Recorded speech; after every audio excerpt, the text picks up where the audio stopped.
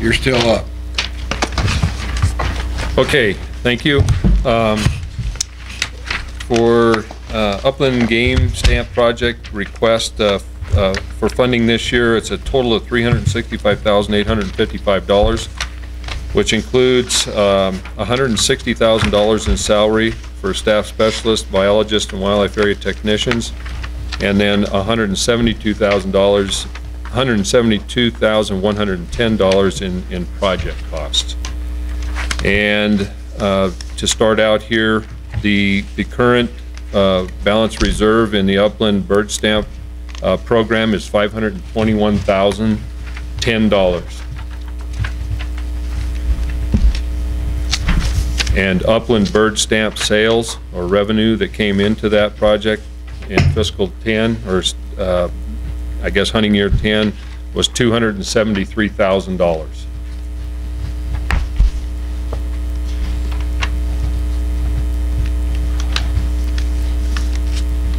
Okay, why don't you go over these two? Okay. To start off with, as mentioned, we're requesting $160,000 for salary support for the various staff positions, biologists and wildlife area technicians that are involved in doing these upland bird improvement projects out on the ground. As far as projects go, there was a request for $37,100 that would fund upland game water development maintenance work. Actually, this would be maintenance work in southern Nevada that would fund the maintenance of approximately 20 units, small game units in southern Nevada. A number of years ago, it was noted that there was a definite need to address some concerns with guzzlers in the southern part of the state, some of them which were, I think, 40 or 50 years old, and there was a need to go back and do maintenance work on those. So a crew was established down there for that purpose, and this funding would allow that crew to go out and do maintenance work on approximately 20 units. If they ended up not spending as much money on those 20 as thought, then they might proceed, and if time allowed, go and do maintenance work on more.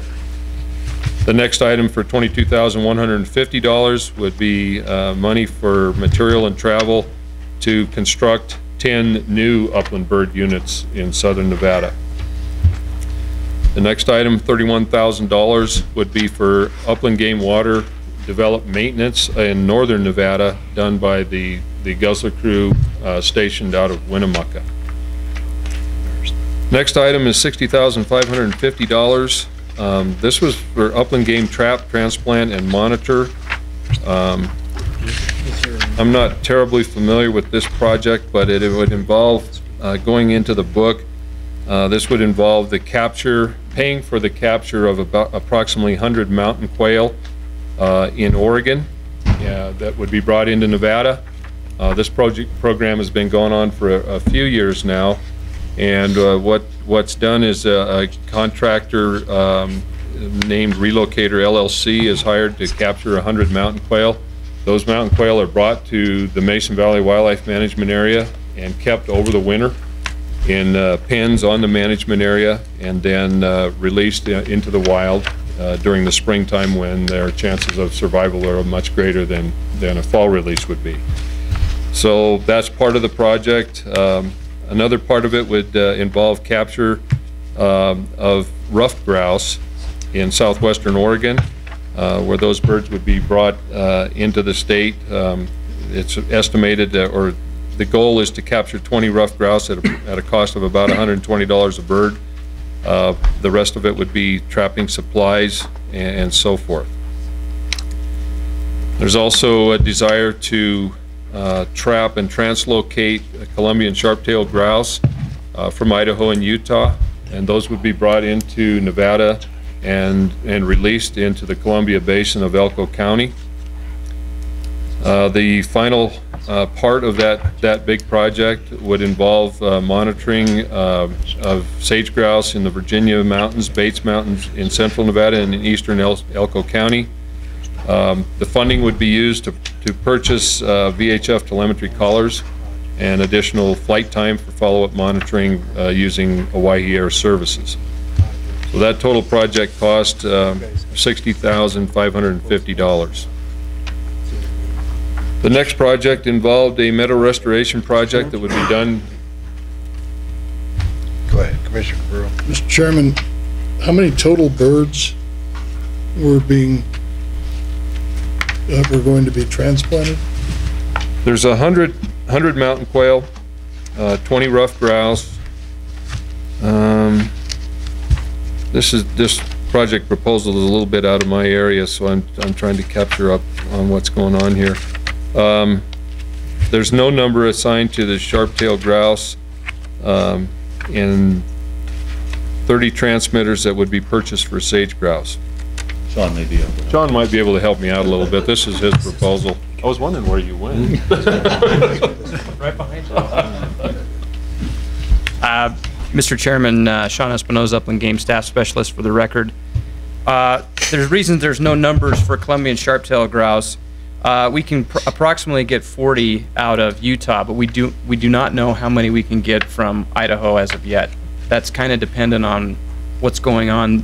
You know, they're translocating birds as well, and then they have to evaluate their population based on their spring estimates. When we wrote this, it was back in before March when these things were due. So, but it's in a perfect world, we like to get about 200 birds each year for relocation into the Columbia Basin in Oklahoma. So the cost for 200 birds associated with these 200 birds is $60,550. No, we would get the Columbian sharp-tailed grouse would be for free. The other birds would be at a cost, basically for the use of a capture vendor to do the work. I understand that. Yeah. But the bottom line is that out of this, we'll get 200 birds for $60,550. Part of that money is paying for a grad student to do the follow-up work too on Columbian sharp-tailed grouse. Unless we know the success or failure of those releases, it's difficult to know, you know, if we put them in the right situations or not. So, any other questions on? Well, we're sure these are wild birds. Yes. Because if they're pen raised, you can forget about them. No. All the mountain quail are wild birds. All the rough grouse. We've actually had some success trapping birds within Nevada and moving them to, we did a release in the Toyabis this last year on birds we captured out of the Bull Run range. And of course the Columbian sharp-tailed grouse would be wild birds. Okay, go ahead. Okay. All right, cool. Okay, let's see, make sure I remember where we're at. The next project was Battle Mountain Meadow Restoration. This would involve the placement of pipe exclosures around two critical meadow habitats located in the Battle Mountain itself. This is an effort to try to preclude some intensive grazing that's been occurring on those meadows and diminishing the brood rearing habitat located within those meadows. So this would be a cooperative effort, I believe, between NDOW and the Bureau of Land Management to put these exclosures around here. I believe described in here also that once recovery criteria on the meadows and riparian areas are met, the fence would be taken down and the fencing would be used on other critical meadow areas. And I think this whole program was also in conjunction with a change of grazing season and intensity on some of those areas so that the recovery effort is not immediately damaged again. So this would fund the purchase of pipe fencing and so forth. There was also some conservation fee money going to be used in that project. The Hunter's Journal, I believe I covered that pretty thoroughly in the duck stamp. proposal, an attempt to provide hunters with a tool that would allow them to record their hunting activities and success and provide that information to the department through the hunter questionnaires. And that one's... We have a question, Commissioner Sure. Rain. I understand it was last year, it mentioned that there was going to be a questionnaire sent out about 2 people utilizing the Hunter's Journal, asking them whether or not they used it. With the results that come out yet? I don't know if there's been any results, but I know on the latest hunter questionnaires that are sent out, there's actually a box on that, and it asks the question, is the data that you provided here taken from the Hunter's Journal? Did you use it? And so forth. I don't know if those numbers are back. I think it was intended to run for about 3 years, and then we would determine whether hunters are indeed using the hunter journals as much as we hope they do. But I don't know if there's any numbers there. Do you know, John, as far as... Once again, for the record, Sean Espinoza. We're finalizing entering the questionnaires, the data for this year's upland game harvest. And then we usually pour through that data in July, and that comes out in our federal aid report that we write by September. So the cutoff date for submitting upland game questionnaires is June 30th, and then we go through the data next month, basically. Go ahead. Santa Rosa project, which is the next one, $3,800. Would involve, this is intended to try to identify the movement patterns of the sage-grouse population located within the Santa Rosa Population Management Unit. I believe it's intended to, this project and the funding provided would be used to leg band as many sage-grouse as possible and to radio mark approximately 15 to 20 sage-grouse each year for 2 years with transmitters to determine the movement of this particular sage-grouse population. Next item is maintenance of food plots at the Mason Valley Wildlife Management Area. This would involve the purchase of ammonium sulfate fertilizer and other soil amendments to do improvement work or maintenance work on 43 acres of established food plots at the Mason Valley Wildlife Area. These food plots are beneficial to mourning dove, valley quail, wild turkey, a small pheasant population that's present out there, in addition to providing feeding habitat for many other species, but those are the game species that are targeted at these areas. Next project is the purchase of pheasants for the Mason Valley Wildlife Management Area. Last year, the manager of the Mason Valley area initiated a project intended to try to augment a very small population of ringneck pheasant that have existed on the property for a number of years. And what this project was designed to do, or the way it was going to be accomplished, is through the use of a device called the surrogator unit, which consists of a large box. It has a heater inside of it. It has feeding troughs inside of it and a place for water. The concept behind the surrogator is to, well, to back up, for many years, efforts have been made in many areas to take pen-raised birds and release them into the wild and hope that they would ultimately establish a wild population. We know that doesn't work very well. In fact, it's been a miserable failure just about wherever it was tried. So in an effort to try to bolster the population at Mason Valley, some research was done, and it was decided that this effort with the surrogator would be undertaken. And the way it works is this large box is placed out in the wild area where these birds will ultimately be released. Day-old chicks are purchased, put into the surrogator. If the heater is needed at that time of the year, the heater is turned on. If not, you know, we don't need that. The birds are fed and watered inside there. The whole concept there is to completely minimize as much as possible the human interaction and the tendency for the birds to maybe get accustomed to being around human beings, and in the process lose the wariness that they need to stay away from predators. The project was started last year. The surrogators were purchased. I believe one of them was purchased with Upland bird money, and Carson Valley Chukar Club, I think, donated the other one. The birds were purchased by the Department of Wildlife. As you can see, the cost of the birds is really pretty minimal. Unfortunately, the results from last year's effort didn't show a lot of great success with it. However, we also know that we have had a huge predator load at Mason Valley. Sean alluded to that a little bit when talking about turkeys.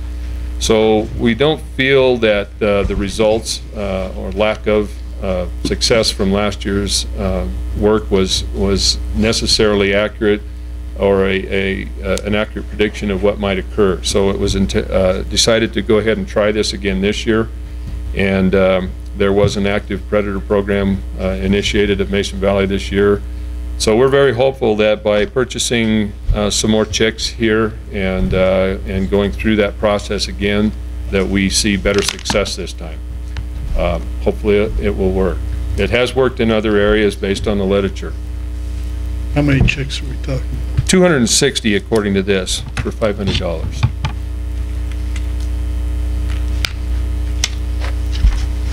Go ahead. Okay? Go ahead.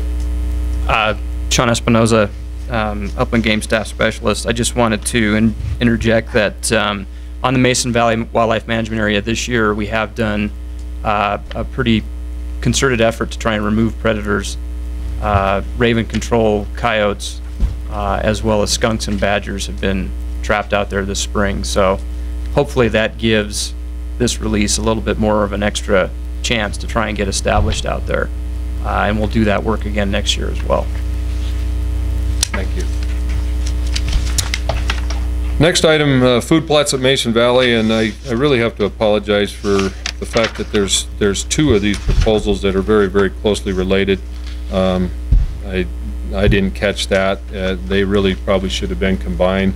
This one is for the purchase of seed, including sunflower and other upland grains, for use on food plots at the Mason Valley Wildlife Area. It's for $2,350. Next project, Gamble's quail habitat use. This was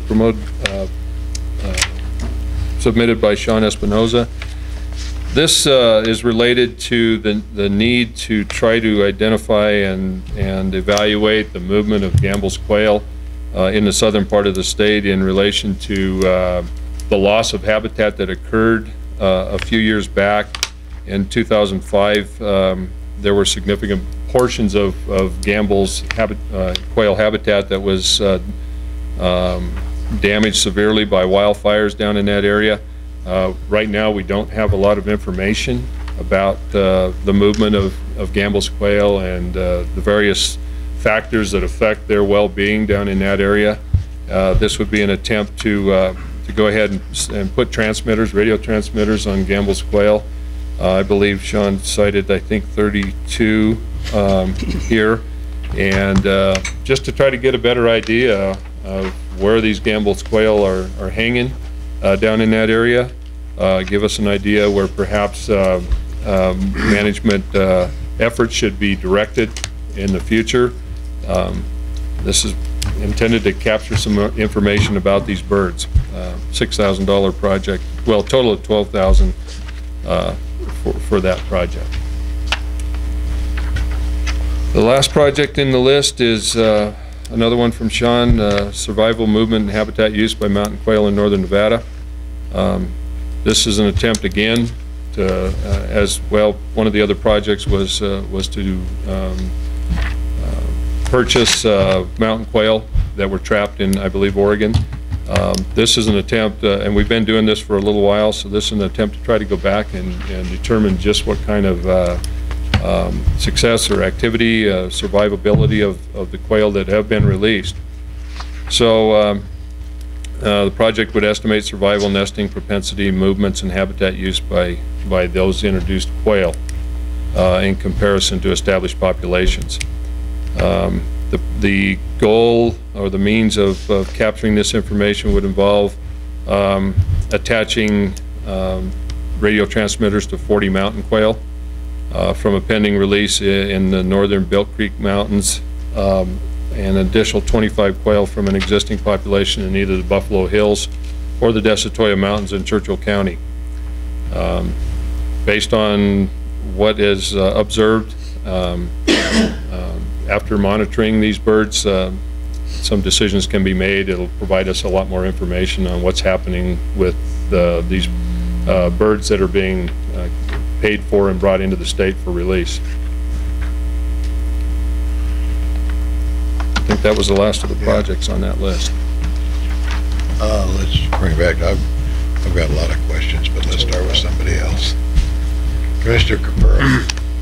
Okay, first question to you is, I take it that the last item, mountain quail study, is also tied into the upland game trap, transplant, and monitor, because you're gonna bring in mountain quail for that project, right? Correct. Are those two are related then, I guess is my point. I'm not sure how Sean's tying those together. I'll let him address that. Yeah, members of the commission, Sean Espinoza, Upland Game Staff Specialist. The reason those two are separate is because we're going to do the mountain quail release regardless of whether we get funding for a graduate student to do the follow-up work. So we'll be doing that anyway. The Columbian Sharp-tailed Grouse project, as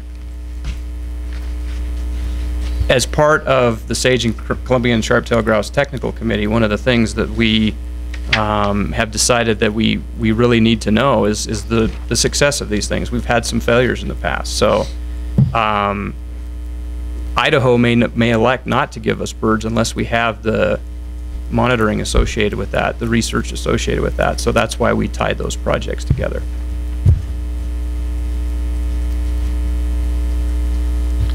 I've got a couple questions. Last year when we looked at these, the transmitters only last for a few months. You know, we're spending a lot of money on studies here, if you look at this, and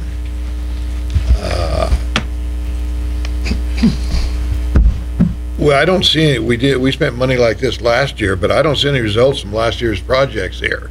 And you know, especially these last two, if those are approved, then I think we want a study. We didn't get any report of what results of last year's study when we did these transmitters on these quail.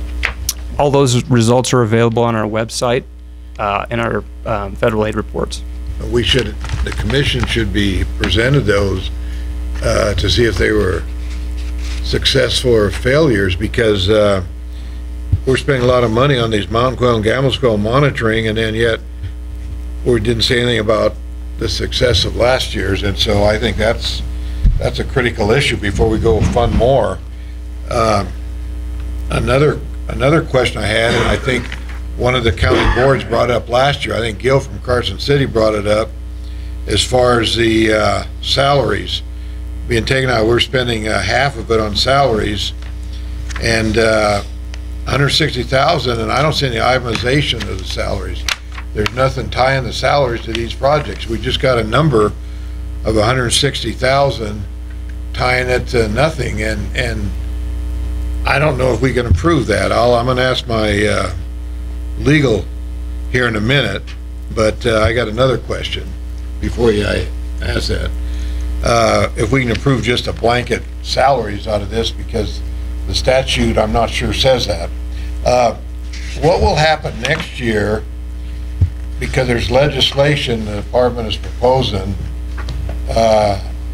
on this particular upland game stamp, whatever you want to call it, right? No. This is not the one we're going to propose? Okay. Conservation fee. Huh? Conservation fee. This is not gonna be the conservation fee? No, that's separate from the Upland Game Stamp Okay. program. Because this one is mandatory and, for upland game hunters, and, we wanna make sure it goes back into the program as The mandatory. conservation fee is mandatory for everybody that buys a hunting or a Yeah. fishing license. Yeah.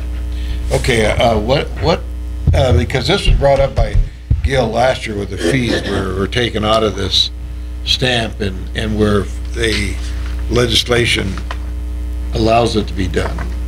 All right, and I don't know what I said last year, but I'm looking at the statute now, and it does say that the money must be used for projects, and that's pretty clear. So I think in order to approve the salaries, we're probably gonna need some tie-in between the salary and the projects, and probably next year you ought to allocate the salary to the projects that generate that salary instead of having it in a separate category. So what I'd like to see from a legal perspective, in case we get challenged, is that the department, kind of let the commission know how that salary money relates to the projects, and then when you make a motion, I'd like I would recommend that you make a specific finding that the salary is directly related to the projects and necessary to the projects. And I think if we get challenged, I can, if you do make that finding, that's a factual finding that the board has to make. But if you make that finding, then I think I could defend it in court. Well, we have an activity code process, so these dollars are available to people that work on these Upland Game projects. So that's not a big deal. That's an internal mechanism. Rich, do you want? Yeah, I believe almost all the salary that's reflected there is related to the water development crew, the guzzler crew, so that salary component is attached to all those projects associated with the guzzler crew. We don't know that. I'm telling, well, that's my understanding of where that salary's going. Not for these other We can projects. provide that detail. That's Right. not a Okay. Commissioner Ray. Thank you, Mr. Chairman. Just in follow up on the exact same subject. Last year, they had the exact same question, and we requested, in a general manner, I would think, or at least a couple commissioners requested that they be tied into the individual projects. And it was my understanding that was gonna, after last year's meeting, that I was looking forward to a page that said, out of this 160, 10 to here, 5 to here, 2 to there, for these exact positions. That didn't happen. So, let's see, how can we approve it? Salaries. Yeah, in the salary. That was asked last year. This was the year for that to be resolved. It's just not resolved. Same problem again. Any other commissioner comments before I turn it over to the public? Let's open up for public comment on this item here. Who do you have? Let's see. Flip that, Mr. Chairman. Let's see, number 19, we have Paul Dixon, Rick Smith. And that is all for number 19. Paul Dixon, Rick Smith. Okay, just Rick. Rick Smith, Washoe County. At our meeting, we just had the same thing, and you probably answered it the last one as far as the statutes for the brochures. So just for the record, I'm just bringing it up because that's what our board had asked to be done. As far as the money and the salaries, I would agree with you guys. I mean, it should be detailed out. We all should be able to see where that money's going, and I'm sure, the department has a good, clear explanation of what that money, where that money's going to go. But, for the record, everybody should be aware. It should be knowledge for us to be able to make the good decision. Along with that, as I think it was Chairman Pearl had said earlier, they're working on a pretty tight purse string from the general fund, and they're looking for any kind of funds they can to be able to continue with the operating and stuff. So, can't fault them for just trying to be able to perform their function as business, that they're looking for those funds. But there should be clear definition of where that's being expended. Thank you. Mr. Dixon was That was all the points I had, Mr. Chairman.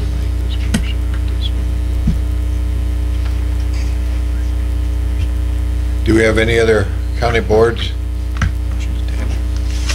If not, I'll close the public comment on this item, bring it back to the commission. Anybody? Commissioner Capurro? Well, I'm all in favor of trap and transplant programs, but I have some real heartburn with one that produces 200 birds at a cost of $60,555, plus some of the monitoring money that apparently is down in the mountain quail study of $29,500, although we don't know where that ties in. So that, along with the allocation of the $160,000, I have some real heartburn with various provisions of this, and starting with that 200 birds for $60,550. I just think that there ought to be more of a return if we're going to spend that kind of money to trap and transplant those birds with the money that is apparently going to be used for monitoring and also from the quail study here. I frankly have a real problem with that. Anybody else have any?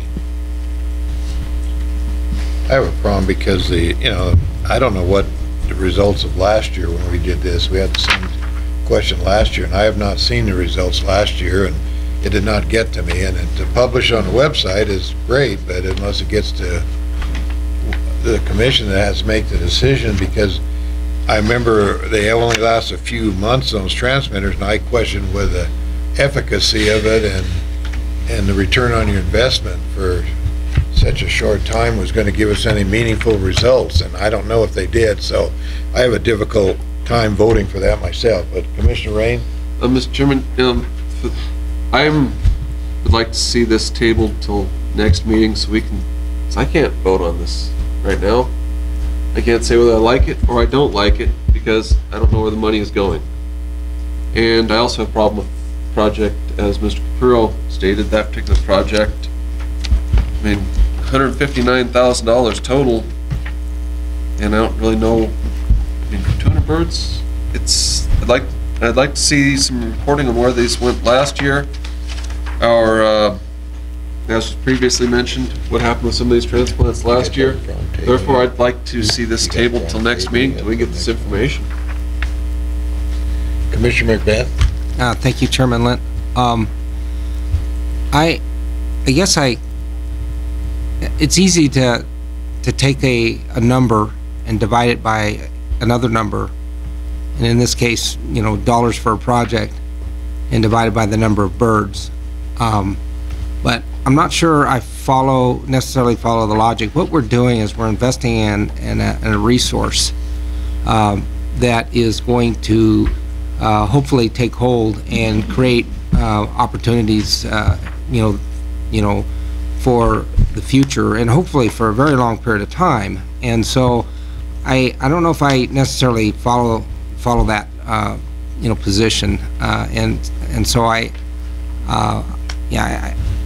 it just seems real easy to be able to do that math, but I think that we need to look at the what the long-term benefits, and what we're trying to do here is to create a sustainable wildlife resource that will be beneficial to our hunting public as well as the public at large. And so that's my response to that. And with respect to the projects and getting information on the prior year projects, I certainly agree with that. I'm not sure. I mean, we're basically voting on these projects as they stand right now, and I do agree that we need to have some kind of a follow-up on the projects from the prior year, but I don't know if we necessarily need to link them.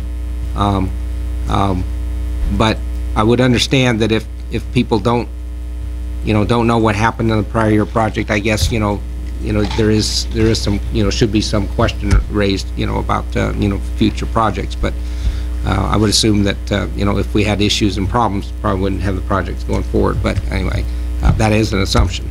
So I guess those are my comments. Does any commissioner know the success of the projects last year? Because we spent sizable money like this. I don't know what happened on the projects last year, what they went spending money in. Does anybody? I don't know. Does any commissioner? Then I think it's prudent that we find the results Mr. of Chairman. last year. But Mr. Chairman. Cavan. I just had the question, is it on the finance, on the salaries, if I see the conference going on, I was wondering if we had any numbers that might be helpful at this point. Well, there's no real salary numbers, but if you can look into the booklet on the first few projects that are associated with maintenance and development of upland guzzlers, you'll see a certain number of days assigned to those projects, indicating that's the number of man days that are going to be expended on those projects. That doesn't give you a dollar number, but that could be derived from this information. That's an estimate on how much man time it's going to take to get those projects done. So there are, in various locations in there, man days associated with those projects. And as Rich Haskins mentioned earlier, the salary is primarily associated with the water development activities. But there is some information in here. Commissioner Capurro. Yeah, in response to Mr. Macbeth, they trapped and released 97 mountain quail from Oregon in the Built Creek Range last year. We have no indication about whether any of those are still alive or not. They trapped and released 26 ruffled grouse in Bull Run Mountains, and in the Toyabe Range, 5 grouse were fitted with transmitters.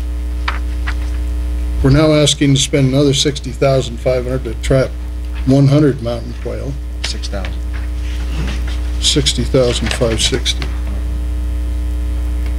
Well, the bottom line is, on the Upland Game Transplant and Monitor Program, we're being asked to approve $60,550. That includes, for which we're going to get 100 mountain quail, 20 grouse, and 40 of something, what else was it, that we're gonna get free, and potentially 200 plus birds. Again, I come back to the fact that you can say, well, you can't just divide the number of birds into the amount and say that, you know, because we're talking about a resource. And I, to the extent that I agree with that, I disagree with the fact that if we don't know how, whether that money is being effectively spent and that we have birds to show for it, then I have a hard time dealing with it today. And I would also agree with the Vice Chairman about setting this at a different meeting. Commissioner Howell. I'm not familiar too much with the mountain quail. We got the Gamble's quail down in southern Nevada, but what's the lifespan on the mountain quail? 1 year to 2 years. It's like 18 months, right? All quail species are, About 18 their livelihood is based on reproduction. They place all their effort in reproduction. And mountain quail have the ability not only to have the hen lay on the nest, but the male lays on another clutch as well. Yeah. So they can raise 2 broods at the same time. But it's just about like the Gamble's quail. It's like 18 months, right? That's what we're talking about. Mm-hmm. Yeah. Mm-hmm. And one thing I think I need to mention is that a lot of this funding is being used as match for our federal grants to reduce our obligation for licensed dollars. So if one or several of these projects are not approved, we have grants that are due June 30th. We will not have that match available for existing and above and beyond what we currently have for Pittman Robertson funding. So you will be effectively limiting what the department can do. Which projects are involved with that? There's several of them that are written in there, and the match is identified.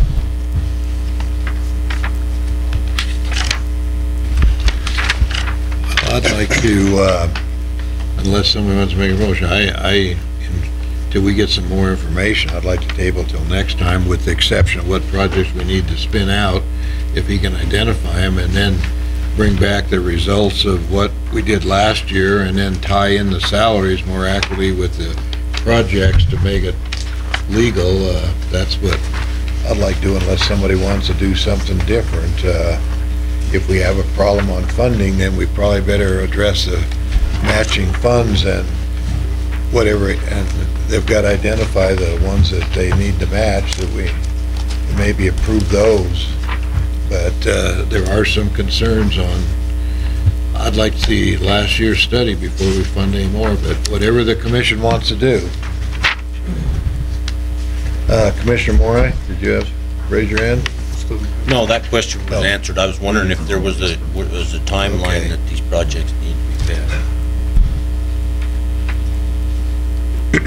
Looks, Commissioner Cavan. thank you, Mr. Chairman.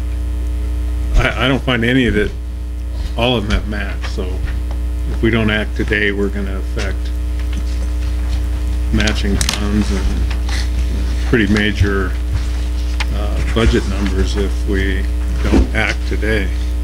On all of them? Looks like almost every one of them that I've seen has match. Is that right? Yes, we've gotten pretty aggressive about using our state available funds for match other than licensed dollars. Our licensed dollars are flat to declining. We have this bump in Pittman-Robertson, and just about every state dollar we have available, conservation fee, heritage, whatever it is, we're leveraging that as match now against those grants. Will we lose the funding then? Will we lose the funding? No. We'd have to resolve that issue sooner than later. Once again, we're submitting grants, as Sean indicated right now, under the premise that we do have available match. So before we can expend those dollars, we'd have to have that match in place. So. But we do have to proceed with getting those grants into the Fish and Wildlife Service to get them basically date stamped in. So they'll begin July 1st. So. I still don't understand. Are we in jeopardy of losing anything till next commission meeting if we? Probably not, but we have to resolve that issue at some point. Otherwise, we'll be submitting grants that we do not have match for. So if you, at that point, do not approve these projects, then yes, we'll lose that money. Right, but So. we won't lose it today. No. Thank you for clearing that up. What's the pleasure of the commission? Because that's what I was thinking. Go ahead. Commissioner Ray. Move to table this till next meeting, this matter of the Upland game stamp request for fiscal year 2011. I'd like to ask for an amendment to that, not just postpone it, but bring back to us some more detail than what's set forth here, both with respect to how the money was spent last year, and break it down with respect to the projects And this year. tie the money this year to these projects. I think that'd be the motion, is to postpone it, and then we can make lots of requests. We can't, let's not discuss it till we get a second to the motion. Do we have a second to the motion? I'll second it.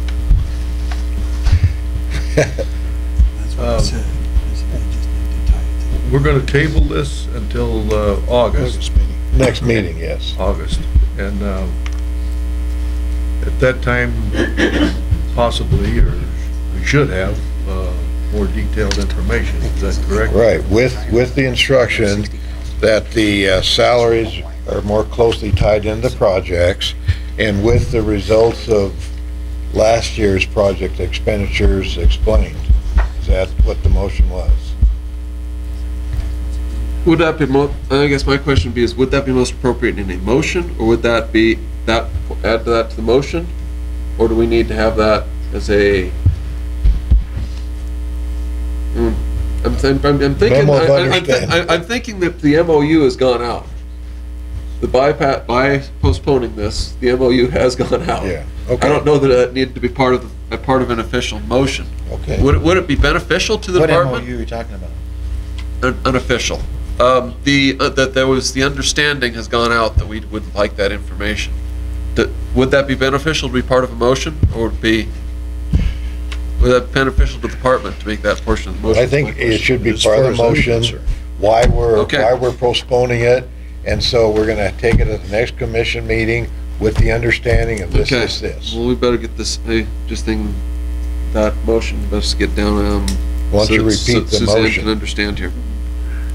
Okay, motion to postpone the Upland game stamp request for fiscal year 2011 till our next commission meeting, the understanding that at the next meeting, this will come back to us with further information on directly tying the $160,000 in associated salaries to projects, as well as providing results of past year's success of the last year's projects to the commission.